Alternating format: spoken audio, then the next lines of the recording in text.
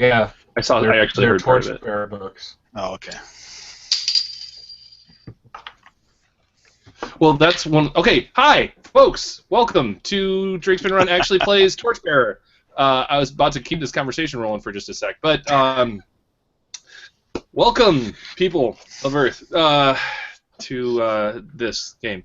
I'm Adam from Drinks Been Run, and with me today are three players who I'm going to do everything I can to grind into despair and death. With me today is Mr. Jason Hobbs, who many folks may remember from his many appearances on Drink Spin Run and Drink Spin Run Actual Plays, and every time we talk about how big of a jerk he is on the show. Hi, Jason. Hello. Everyone should be known for something. Yeah. Yeah. No. And yes, you're right. Also with us today is Dan Domi from the Iron Coast game. One of my players in the Iron Coast game. Dan, how's it going? It's going great. You were at the Ann Arbor Vinyl Show. Is that what you were at today? Yeah. They have a record show. Sellers congregate at Weber's Hotel right there off the interstate. Oh, yeah. And so I was there and picked up a used copy of soundtrack to Conan the Barbarian. Nice. Kind of rare, actually. Got for 15.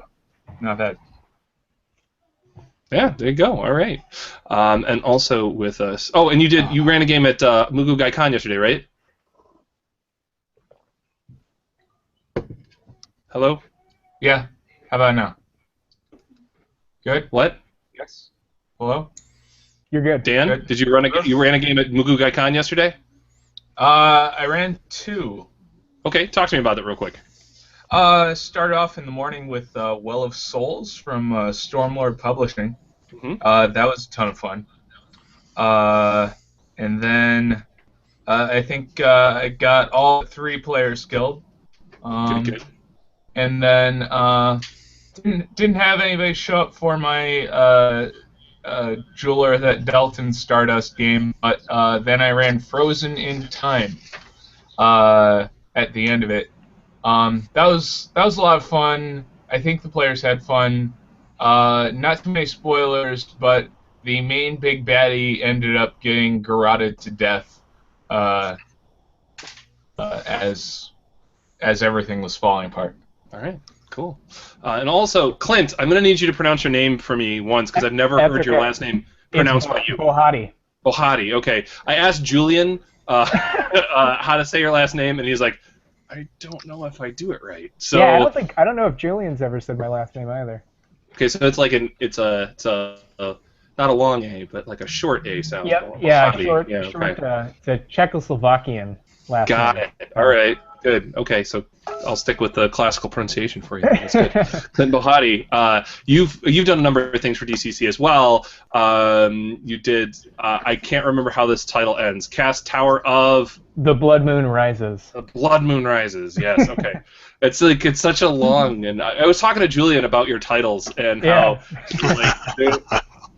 they're like long in really fun ways, and it makes its own kind of logic that isn't like the kind of logic that many people would bring to it, which I think is pretty cool. So, but I actually I recorded a brief intro to this, which you guys aren't going to see until this thing goes live, and I talk about that the Blood Moon Rises in there, and I like that you play with form on that, and I enjoy that.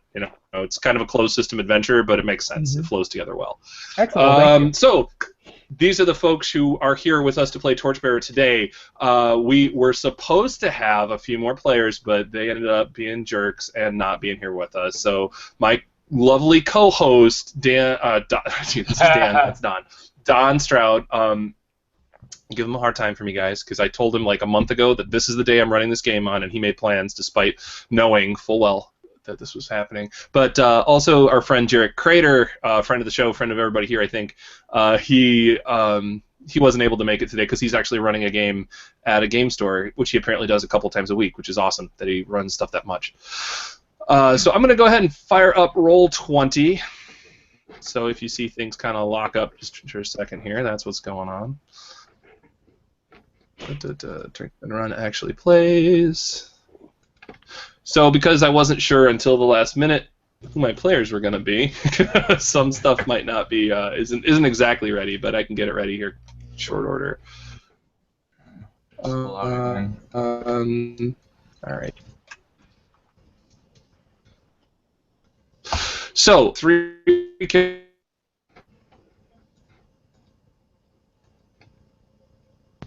the character types, races, all that stuff.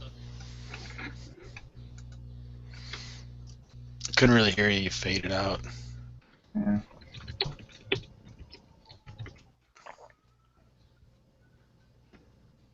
Oh no, Adam, did you freeze up? Uh-oh. Oh no.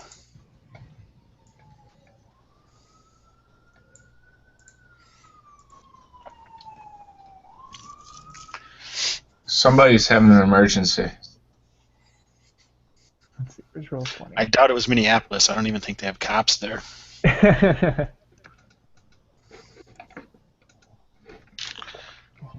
Could you hear that siren? Yes. Wow, Yes. this mic is...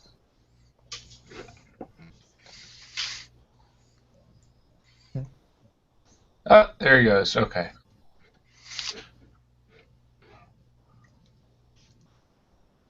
Hey, I'm back. Welcome back, sir. I don't know what's going on, man. I don't know why my internet sucks on Sunday afternoons. It, it seems to plague some of these sessions, but we'll be cool. So I was trying to ask you guys if you're familiar. I know, Hobbs, you've played Torchbearer before. Do you have an idea what kind of character you want to play? No, I really don't. Just not a wizard, since I already did my wizardly duties last time. Okay. So no wizard for Hobbs. I want you guys to think about the classes here as basically being your Moldvay BX character classes. There's humans, and then there's elves, dwarves, hobbits, halflings, whatever you want to call them. If you're a race other than humans, your race is defined by, or your class is defined by race. If anybody is like that guy who really, really, really has to be a halfling, that's cool. You can do that. I don't have any suggestions. This is like one of those balanced games, character class-wise. About what you should play. Your dwarf adventurers, halflings, halfling burglars, and human warriors are probably the easiest classes to play. As well, they're simpler. They're more straightforward. There's also the elves and clerics are a little bit trickier, and then wizards are probably or magicians are probably the most difficult to play effectively. So, of course, magical power, right? And that's always awesome. So, what do you guys think you want to play? Clint, what are you thinking? It's funny that you mentioned it because I almost always lean towards playing a halfling. So it depends on if we're going to have a wizard or, I don't know, party balance with our group, but I'd be down to be a halfling. Awesome. So yeah, we'll go ahead and you can call halfling. That's cool. Okay. So I don't know how familiar you are with the Roll20 interface, but you can go ahead and you'll see that there is a character right now named Clint, and you can change that stuff. Okay. But if you go ahead, you'll want to write your stock as halfling and your class as burglar. All right. So Dan, what about you? What are you thinking? Can I hold my action? Nope. I want to see what happens. You're under the gun. Okay. I'm kind of leaning cleric for some reason today. I don't know Clerics why. are fun, man. That's cool. Okay, so you're going to be a human cleric, so you'll write your stock as human and your class as cleric. Okay, got it. Hobbs, what are you thinking? Okay, I'll be the human warrior. I'm either human warrior or dwarf adventurer. Does anyone care? I'll probably go human warrior. All right. Okay, so we got 2 humans, 1 halfling, fun party. All right. So, what I need you guys first to do is, if you look at the character sheet, after you record that stuff, if you look at the character sheet, you're going to see about two sections below the little burning wheel diagram. You've got a area that says abilities. So what I want you to do is, Clint, you're a halfling burglar, so you're going to record your will as 5 and your health as 3. Hobbs and Dan, you guys get to choose. You have 8 points to distribute between those. None can be more than 6. None can be, or neither can be more than 6 or less than 2. Will and health, or will and health. Yeah. Mm-hmm. Not knowing the mechanics, I'm guessing 4 and 4. Well, as a cleric, right? Okay, so let's talk about what those mean. 4 and 4 is a good split. There's nothing wrong with 4 and 4. That means you're split equally well between inflict and take bodily harm as you are to like impose your will on others, or or be strong-willed. For example, Clint playing he has a higher will than he does health. So, halflings might not be as good at, some of the healthy type stuff, like running, jogging, lifting heavy things, but they're going to be really good at, like resisting, people telling them what to do or whatever, All skills ultimately derive from one of these two ability scores, or abilities, okay? Yeah. So if it's a healthy type thing, a physical type thing, it's going to develop, come from health. If it's not, it's going to come from will. So where are we at? I'll probably do will 5, health 3 then, because that would make a lot of sense. I went health 5, will 3. No, you went will 4 for some reason, so I'm going to take that down. I switched it already. I switched it. It just hasn't. You haven't seen it yet. Okay. All right. So. Now we need to record some skills, because each of you guys, your character class is going to give you some skills. So at the bottom of the character sheet, you're going to see, or towards the bottom, you're going to see this section that says skills, and it has a long list of skills along with some check boxes. We're not going to worry about the check boxes right now. All I want you to do is you're going to record the ratings that I tell you. And Clint, since you are on my far left, I'm going to start with you and work my way to the right. Perfect. So as a halfling, you start with the following skills. You have Cook, 3. Criminal, 3. Fighter, 3. Hunter, 2. Scout, 2. And Scavenger, 2. All right. All right, so Dan, as a human cleric, you have Ritualist, 4. Theologian, 3. Fighter, 2. Healer, 2, and Scholar, 2. And Hobbs, as the warrior of the group, you have Fighter, 4, Hunter, 3.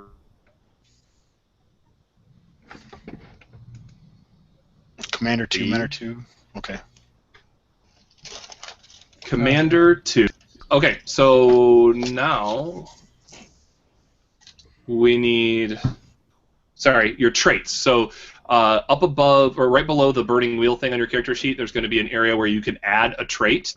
So you'll go ahead and add the, click the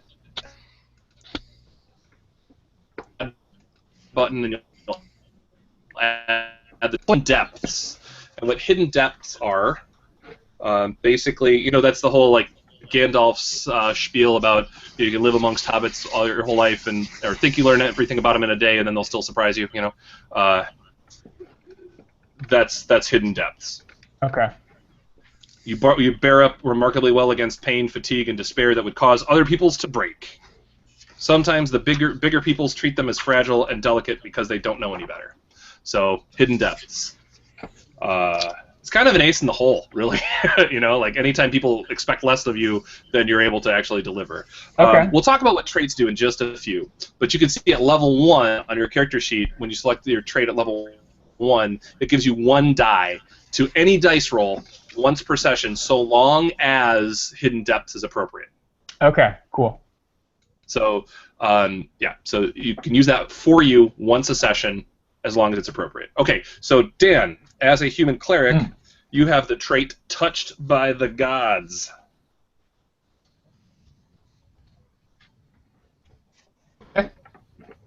And that's kind of obvious what that means, right? The immortals speak. The cleric speaks to the immortals. The immortals are often willing to listen. The gods guide and protect their chosen, but the clerics must be ever vigilant to ensure that the words they speak are truly those of the immortals and not the secret desires of their own hearts.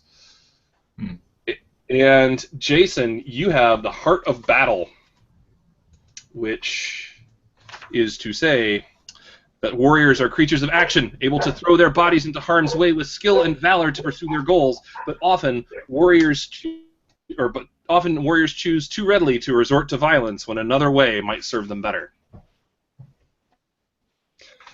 To tell me, I'm sorry, the human players, Dan and Jason, you guys get to choose one of the following skills to give a rating 3 to. You ready? Ready. Okay. Criminal, Haggler, Pathfinder, or Survivalist. So you guys can pick one of those skills to just set at level 3.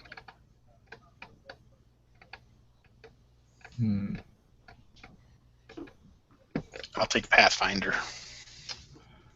It was criminal what? Haggler? I'm feeling my Iron Coast character a little bit. I'm gonna go Haggler. All right, there we go.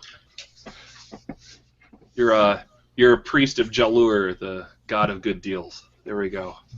All right, so next I need you guys to figure out where your home is.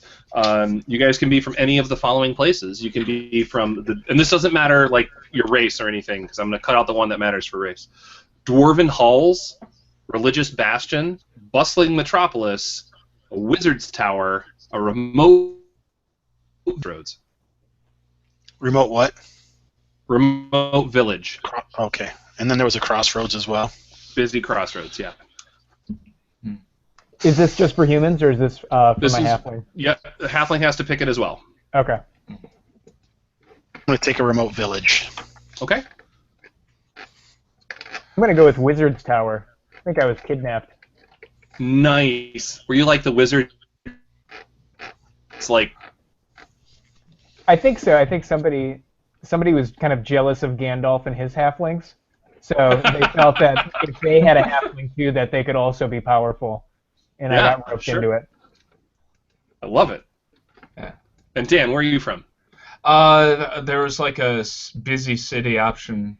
Yep, bustling metropolis. Yes, sir. Bustling metropolis. Okay, so you're gonna go ahead and record that on home, where your home is. So I'm starting from my left, working my way right. Clint, you're from the Wizard's Tower, so you get to pick one of the following skills to have at level 2. If you already have the skill, you can bump it up by 1. You are going to pick from Alchemist, Lore Master, or Scholar. All right. Alchemist, Lore Master, or Scholar. All right, Lore Master or Scholar.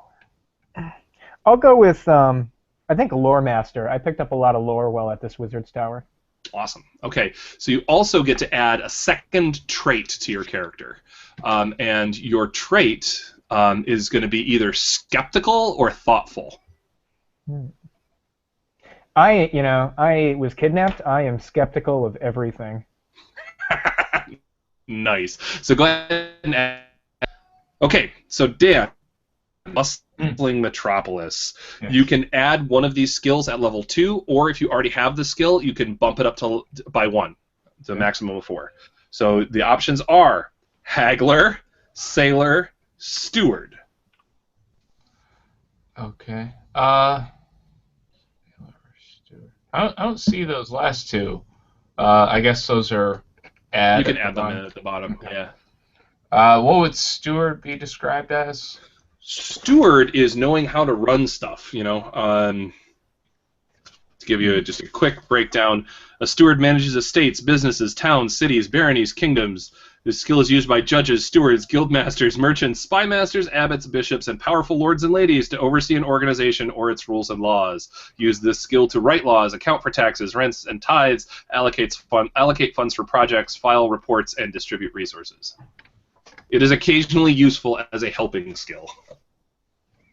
Okay. I'm actually gonna go Sailor because I grew up in a Navy town. Why not?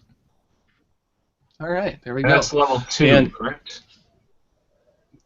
Yeah, at rank 2. Okay. Yep. All right. And you get to pick one of the following traits as yours, either extravagant or jaded. Oh, extravagant. Extravagant, cleric, haggler, sailor. Yep. I like where this is going. You're a pirate, traitor. I'm like the pirate chaplain. There we So- go. Yeah. Both of my traits, touched by the gods and extravagant, are those at trait level 1?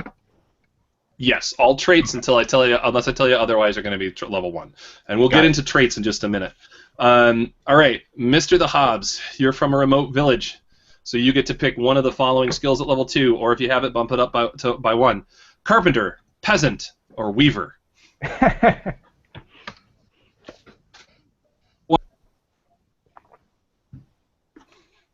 I'm interested.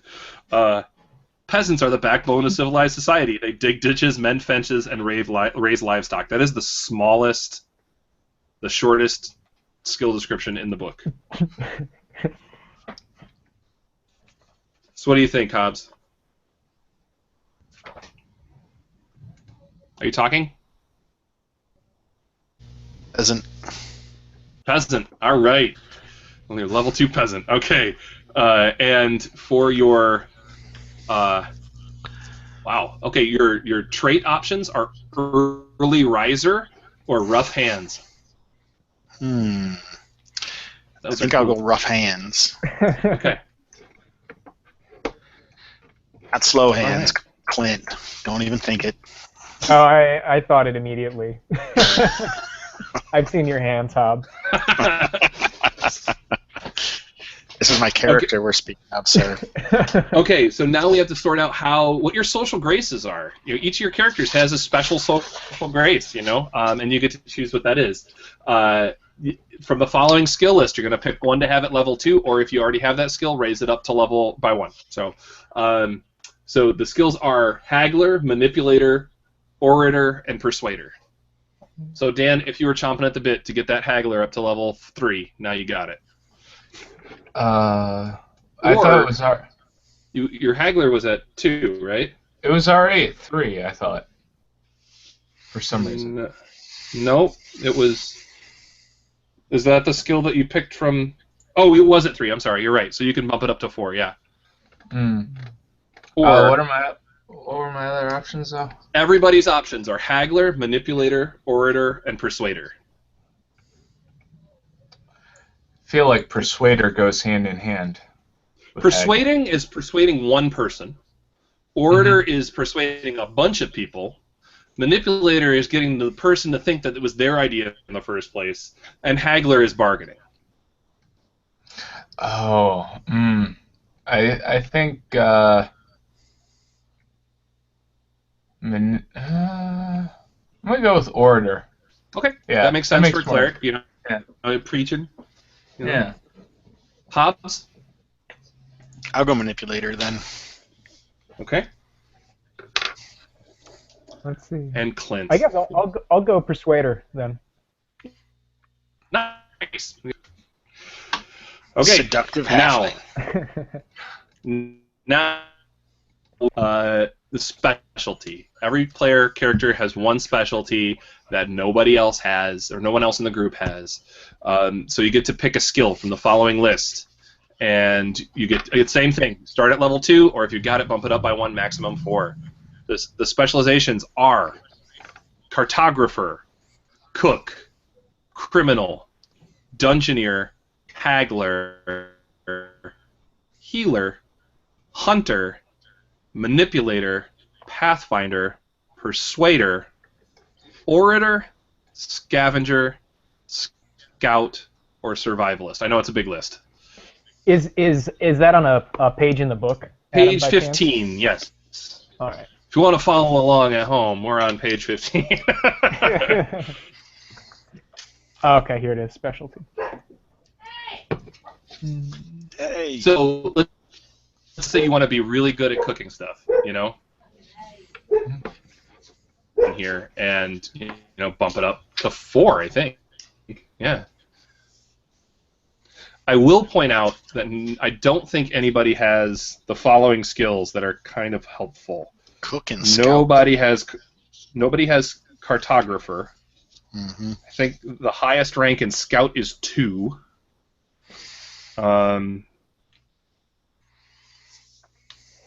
Yep. Yeah, I'll bump up my scout. Okay. I think is what I'll do. So I'll bump it up to 3. Cool. Hobbs, what are you thinking? Maybe I'll go with. I'm thinking either hunter or pathfinder. I have 3 in both of those already. Both of those are really good skills to bump up. Yeah. Pathfinder. What's the difference between pathfinder and scout? I forgot. Pathfinder is more outdoors. Let me get you the description. Path.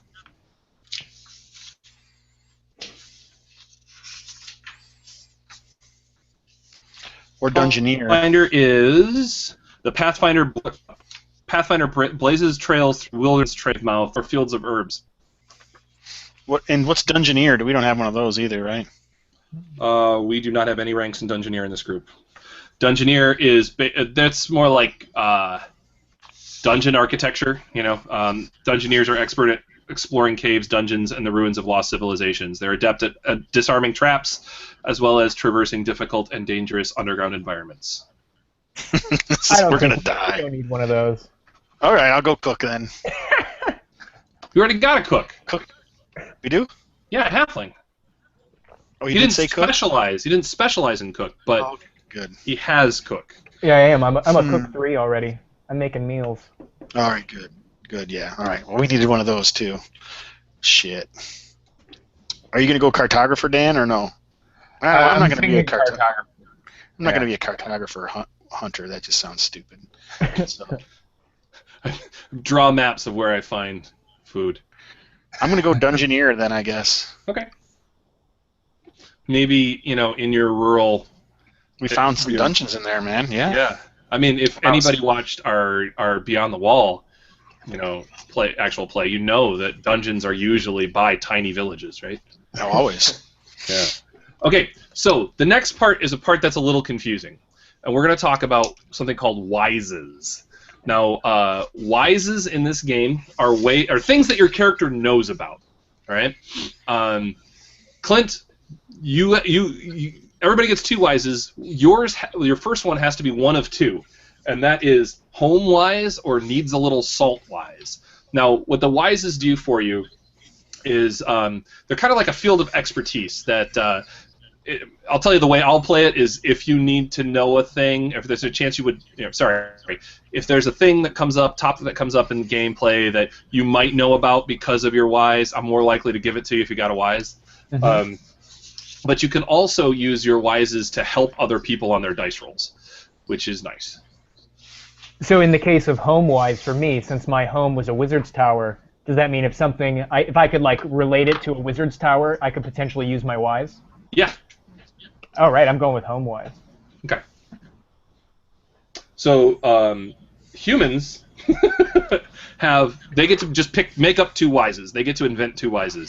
So here's some examples of what wises can be like. They can be about specific towns, which is kind of what Clint just got. So Clint doesn't need to do that again. Specific location, so it could be like, Temple of the Black Skulls or something like that. I'm going to ask, you should probably avoid that right now because it makes a lot less sense at this point. Specific monster wises, so it could be like goblin wise or undead wise or something like that. That again, might want to be careful with. Specific group wise, barbarian wise, or something like that. You could also develop your own wise to represent a group, like maybe you're wise in the ways of armorers, so you'd be armorer wise, or the apiarist guild, so something like that. You can also be specific thing wise, and in my Wednesday night group, one of the players came up with one of the best wises I've ever heard, and that was Gabriel Perez-Gachardi came up with tome wise, which I freaking loved, because he's not talking about and so it might be a little specific, because the book lists you could be book wise or ice storm wise. Now, tome-wise is a little specific. Not every book is a tome, right?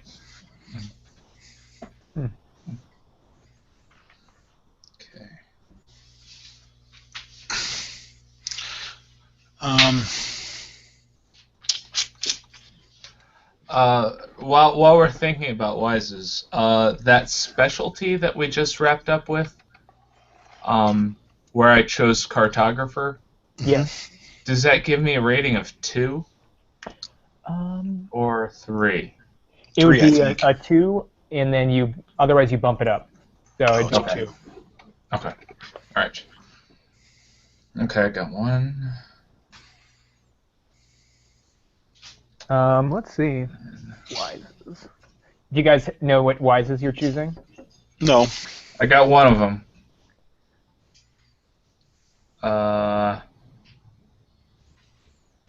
And then... Is there a list of wises? I see it says it on page 21, but I don't really see like a list. on 16. On 16, there's kind of the descriptions that Adam was going over. Oh, okay.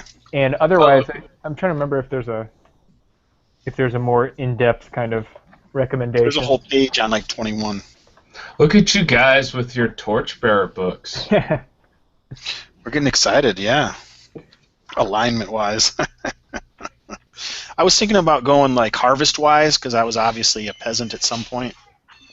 But like I could maybe help with healing or something like that. I'm back, guys. Or like farm-wise, maybe farm-wise would be better. Mm-hmm. I don't know. Halfling. And then I was thinking ruin-wise because obviously I've plumbed some ruins in my time. I think I'll go guys- with runes.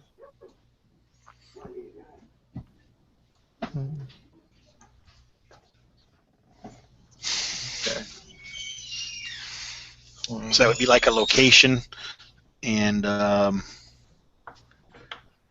specific thing. I think I have to drop real quick, guys. I know I've been having so many problems. I'll be right back, okay? Yeah, no worries. Yeah. Yeah, well, you guys sort out wises. Folks at home, stay tuned. I promise, stuff's going to happen. So I'm thinking for my wise, I think I might go with something like courtesy wise or some kind of like royal customs. Like a That social... sounds good. Yeah, like some kind of social wise with no bulls. Etiquette-wise. Yeah, like an etiquette with people of higher social status. Mm-hmm. Mm-hmm. Because I'm just Nobility. picturing, Toady-wise. like the halfling with the little golden buttons, you know, and his like little pipe. Toady-wise. This is our house halfling. Yeah, that's what I'm gonna go with. Yeah. Etiquette wise. My first one, I think, is going to be pirate-wise. That's definitely a specific group. You were like a sailor, aren't you? Don't you have some of that? Yeah, I took sailor. I took like the haggling. I probably like was a reformed pirate or something like that, or I was somehow involved with pirates. Okay. And then I got cartographer, so it totally fits. So are we good on wises, guys? Sure. Awesome. Okay, well now we're on to the hard part. Everybody record the following as your starting nature. Everybody's going to start with a nature of 3, okay? And you'll see that in the abilities. Oh, dang. Seriously?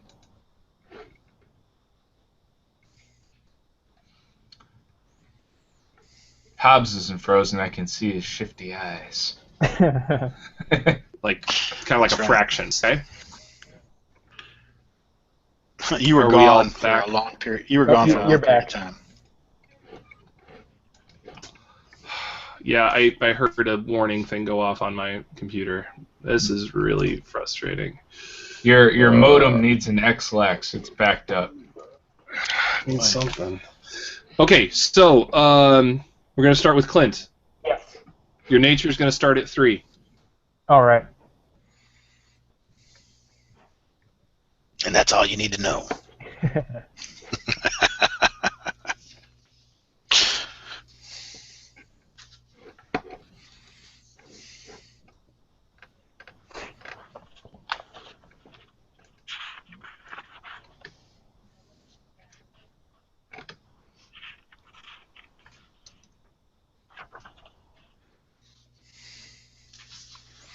Okay. Oh, so I know I went with pirate-wise. My other, I think, is going to be temple-wise. Oh. Sounds wonderful. I'm gonna leave it kind of ambiguous. See how it plays out. Temple, as in, like, does it have to have some kind of religious connection? Temple? Yeah, like the ins and outs of religious temples. Okay. Maybe like the one that I was part of, or maybe just if they're more like systematic, like every temple is kind of follows the same procedures. I know about those. Mm-hmm. I can visit a temple and say, "Oh, don't worry, guys, I know what to do."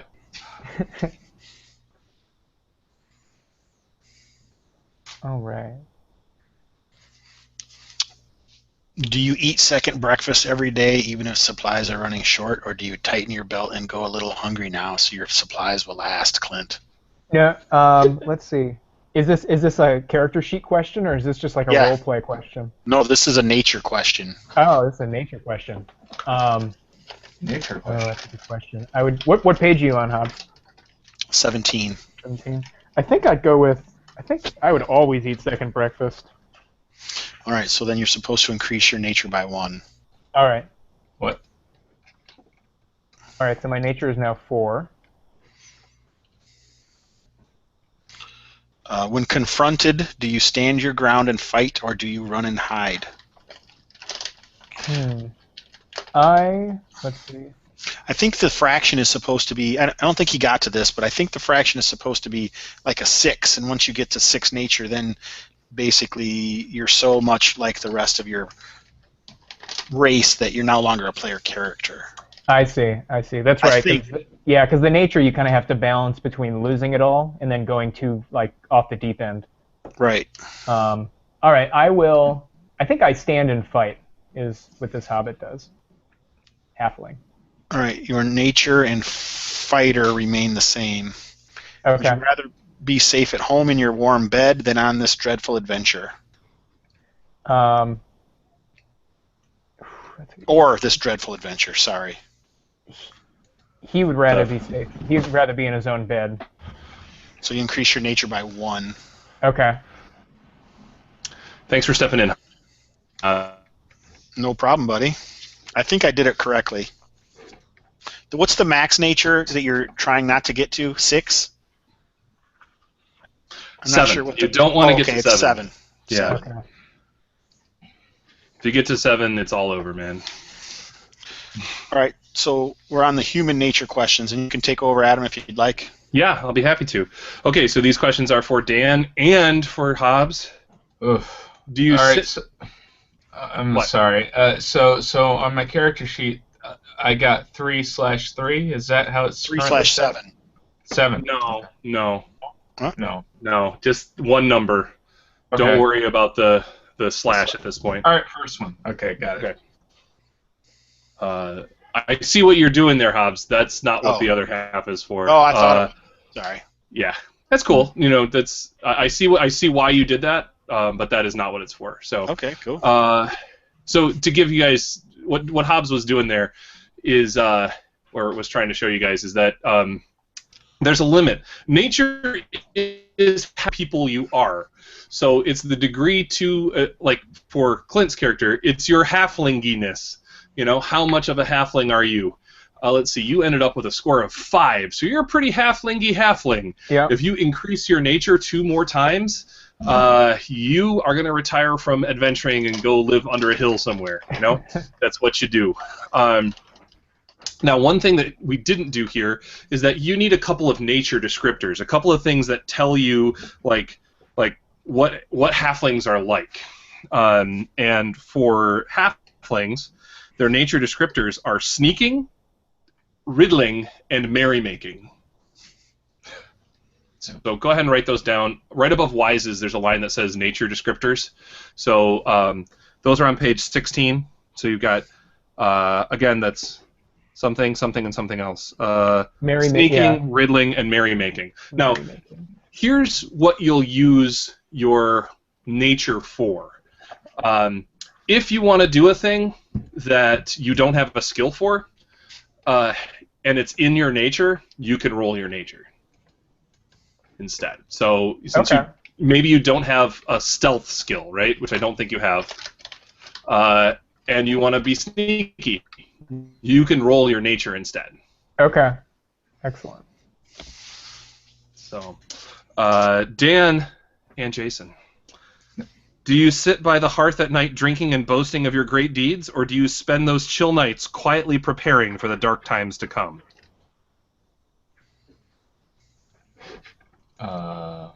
Dan, you're a boaster and a drinker, I know it. Yeah, I'm a boaster. Okay, you're going to raise your nature by 1. Hobbs, are you a boaster or are you a preparer? I'm a preparer. Okay, what you're going to do, what you can do then is your home trait, which for you Heart of battle? Oh no, rough hands. Rough hands, yeah. If you want, you can replace that with thoughtful or loner. I don't think so. Okay, you can keep it as it is. I have no idea what rough hands is, but I'm going for it. All right.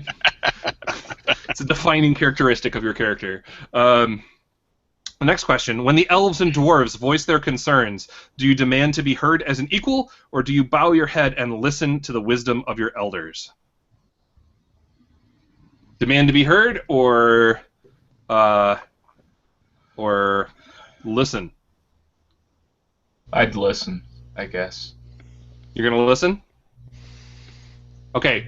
Dan, you're not changing anything. Hobbs, do you listen, or do you demand to be heard? I'm going to demand to be heard.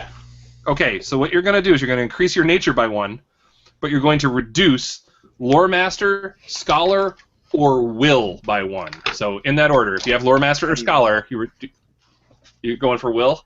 Yeah, because I don't have either of the other two. Yeah. Rough. That's a fun choice. Okay. Would you flee from the hordes of goblins, beasts, and monsters that prey on civilization, or will you plunge into their midst, questing for treasure? I was going to flee until he mentioned the treasure part. Mm-hmm. Well, I'm certainly a plunger. Plunger? Yeah. All right. Well, certainly. So you can change your rough hands for brave, foolhardy, or defender. I'm going to change it to defender. Okay. Ooh. Cool. I would probably also go for the treasure. So what would I change? Same. Your home trait, whichever that is. I think it's extravagant. Oh, extravagant? Not the touched by the gods one. No, that's your class trait. Your home trait is extravagant. So you can change that for those same ones: brave, foolhardy, or defender. Foolhardy. Okay, all right. So you guys, I saw, I think Hobbs has this already. But Dan, go ahead and write your nature descriptors down. Now, for humans, your nature descriptors are sneak. Oh, sorry, that's halflings. They're boasting, demanding, and running. All right. We are almost done, guys. We got a couple more questions here, and then you guys get to pick gear. So I'm going to ask. This question is for everybody. Do you have friends who enjoy your occasional visits, or are you a loner, tough and cool?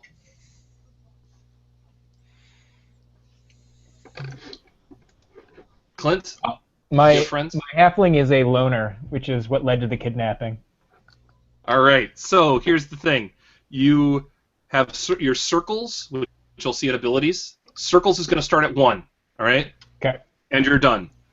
The rest of these questions, I'm just going to ask the other two guys. You have an enemy.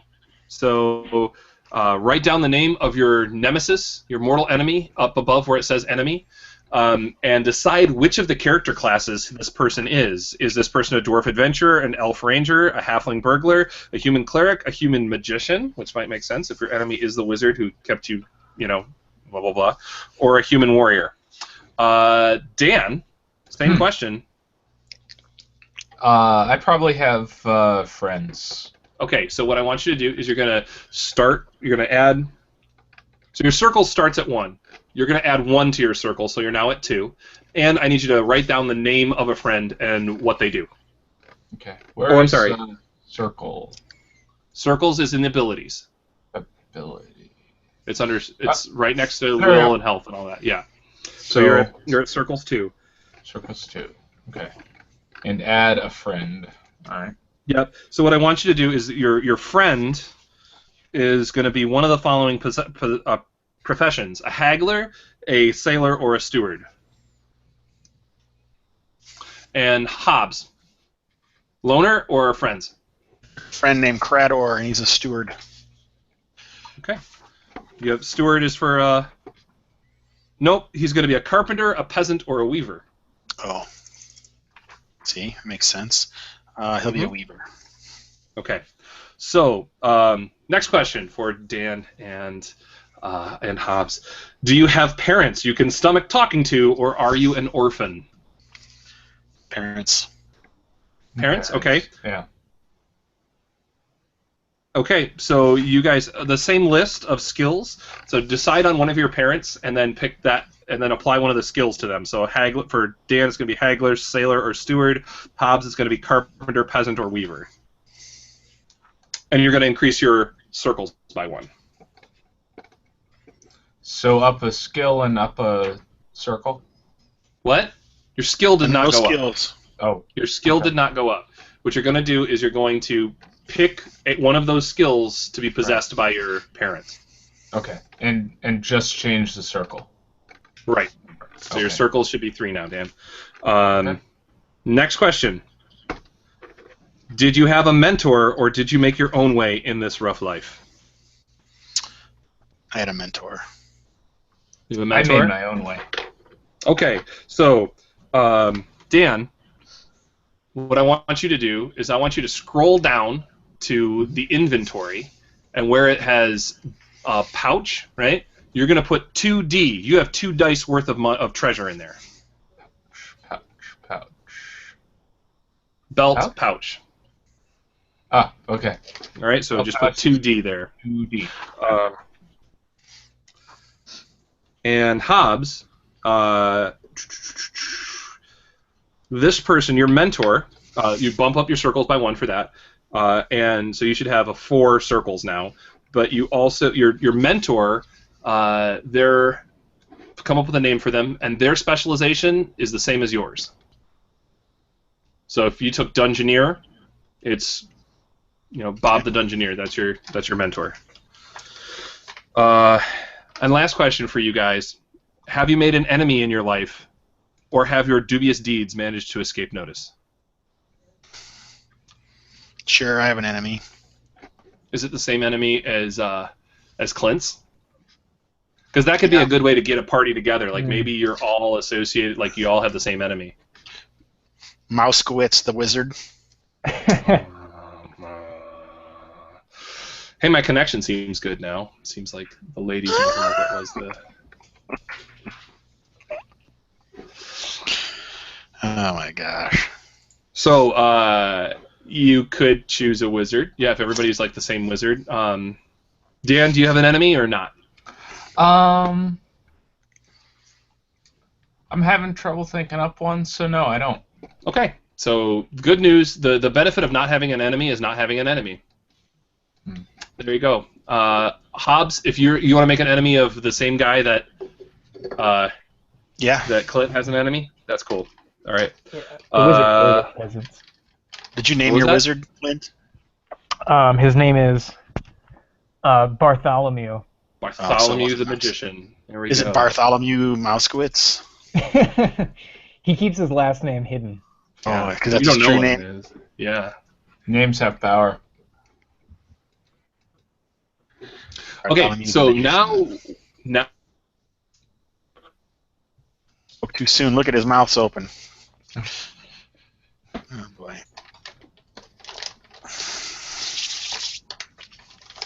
Ooh, now we get some gear. Yeah. This is where it gets weird. It's kind of interesting, though, the encumbrance. This would be a cool thing to add to, like a OSR BX game. Because it's essentially, you basically only have the slots that are in your inventory, right? So you can't hold anything else. Right. I think that's a cleaner way than having there be weight to items. Mm-hmm. Axe isn't bad because it uses stone, and then it kind of just tells you, what a stone equals, which can be multiple different things. I don't know if you've ever played that before, but it's way better than tallying encumbrance because I hate doing that. Yeah. Let's see. Gear. But this is cleaner. There's no doubt about that. But it also doesn't necessarily take into effect when you're stronger. Yeah, you don't really gain slots. Yeah. Okay. I think it sounds like encumbrance is one of those things that every system does differently. No one's ever happy with it, it seems like. Yeah. So. That's because it's usually just it's kind of a boring management system. Right. It said his computer overheated. That's bad. Oh, no. Overheated. Yeah, that's not good at all. I'm surprised anything can overheat around it. Adam. It's cold here, man. Well, I'm in northern Illinois, so it's cold here, too. Yeah. Where are you at, Dan?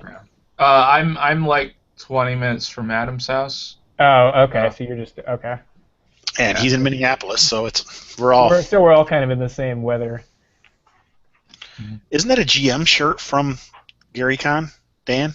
No, because I just that was the regular T-shirt. Yeah, said, hey, please give me a shirt. I'll pay you money for it. Yeah, I didn't get one. I've never gotten one from Gary Con. Yeah, it was like I wasn't entirely sure if I'd be back the next year, but I already reserved my room, so I guess I know the answer to that now. Yeah. Are you going to come down and play in our poker tournament on Wednesday before we go to the bar? No? Oh, yeah, now that I know it's gone, I might. All right, cool. We'll probably do that again. That was fun. Yeah. Before everybody, actually what we should do is just actually probably play an actual game. Yeah, that's what role-playing game, maybe. I was like, oh, I'm so psyched up for role-playing. Oh, you guys are playing poker? That's cool, I guess. Yeah, it was pretty bizarre, but I told you Todd had challenged me. That's why. I still have that rum. I should probably start drinking that here as we play. I just finished one of the beers that I had in our refrigerator for that very thing. Oh my god! I bought a beer because it was. Yeah, actually, I'll be right back because I bought a beer the other day because I knew I was gonna play online. So. That's a good call. I'm gonna take a quick bathroom break. All right, brother. Somebody stay behind to tell Adam where we are. He'll figure it out.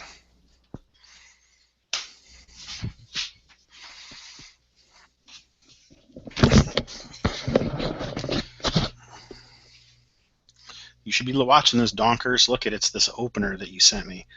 Thanks, buddy.